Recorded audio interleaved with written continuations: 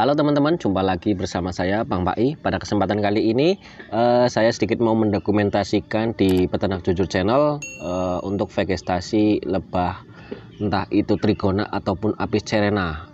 Sorry, ini agak sedikit terganggu, ada lebah apis cerana karena mungkin di belakang saya ini Dombea cayuxinya sedang mulai bermekaran atau berbunga ya teman-teman. Sekian lama kita menunggu dari hasil cangkok ya, nggak ada setengah tahun ini sudah mulai berbunga ya. Kok bisa saya membungakan Dombea cayuxi ini dan tingginya itu sekitar 1,5 meter ya, nggak tinggi-tinggi sekali, akan tetapi sudah mulai berbunga ya teman-teman. Buat teman-teman yang baru menonton channel ini, yuk bantu channel ini agar terus berkembang dan bermanfaat dengan cara klik subscribe, like, komen jika ada pertanyaan. Oke, dan kita lanjut di permasalahan pada Dombea cayuxi ya. Mungkin di MDPL rendah, teman-teman yang mengalami MDPL rendah, yaitu kisaran 100 ke bawah ya, itu akan mengalami kesusahan dalam membungakan Dombea cayuxi. Padahal Dombea cayuxi sendiri ketika sudah mulai berbunga itu, kalau menurut saya itu cukup bagus ya, karena kandungan dari Dombea cayuxi itu ada nektar dan polen. Itu artinya sangat bagus untuk menghasilkan madu dan juga untuk perkembangan koloni ya teman-teman. Nah, di belakang saya ini ada Dombea cayuxi ya, ini, dan di sana juga ada bunga lagi ya teman-teman. Nah itu ya, Dombea cayuxi sudah mulai berbunga. Perawatannya itu cukup mudah ya. Yang pertama, saya itu melakukan pemupukan dari bawah sendiri, itu memakai kohe atau kotoran hewan ya teman-teman. Kotoran hewan di sini saya memakai kotoran kambing, iya kambing, atau kita kenal dengan bribil atau serintil ya. Kita fermentasikan terlebih dahulu, baru kita masukkan di bawah pangkal pohon Dombea cayuxi. Oh ya, dan teman-teman, Dombea cayuxi ini ini berada di pot ya, tidak saya grounding atau kita tanam ke tanah langsung ya, tapi kita masukkan ke dalam pot. Dan alhamdulillah malah gampang berbunga, karena di situ kita bisa mempermainkan fase ya, dimana kita ketika mau membungakan berarti kita harus keringkan terlebih dahulu media tanamnya. Setelah itu baru kita masukkan pupuk yang mengandung fosfat dan kalium. Kalau fosfat dan kalium apa itu mas?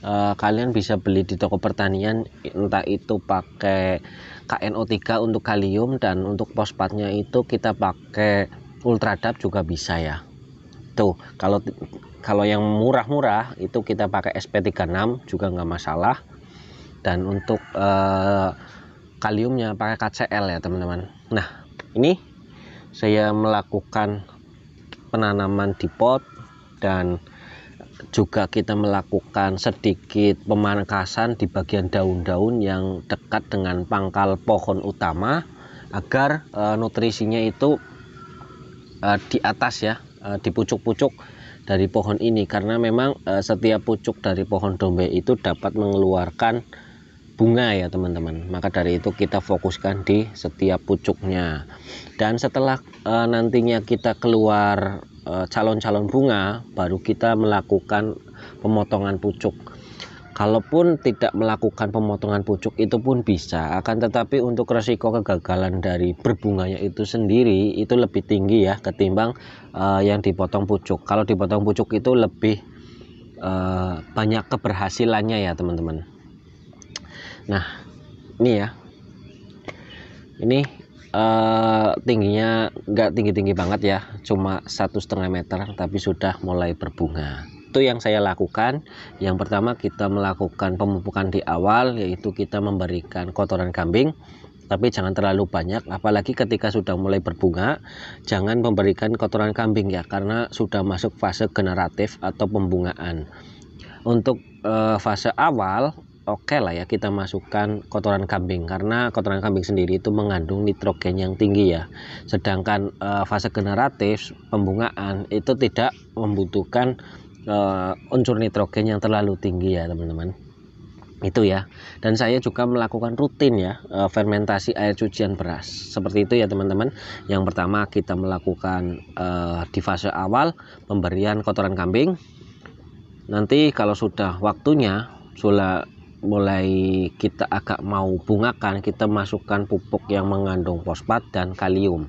Fosfat dan kalium saya biasa menggunakan Ultradap dan KNO3 putih ya. Dan sedikit kita melakukan pemangkasan di bagian pangkal pohon ya, daunnya kita rempelin.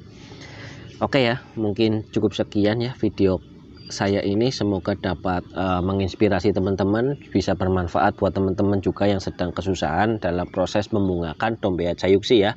Kalau kita bicara di atas 400 mdpl mungkin teman-teman gampang lah ya, nggak usah dipupuk itu pun bisa. Tapi ketika di bawah 400 itu susah, karena saya sendiri itu mengalaminya, karena kita berada di dataran rendah juga, sama seperti teman-teman yang mungkin sedang kesusahan.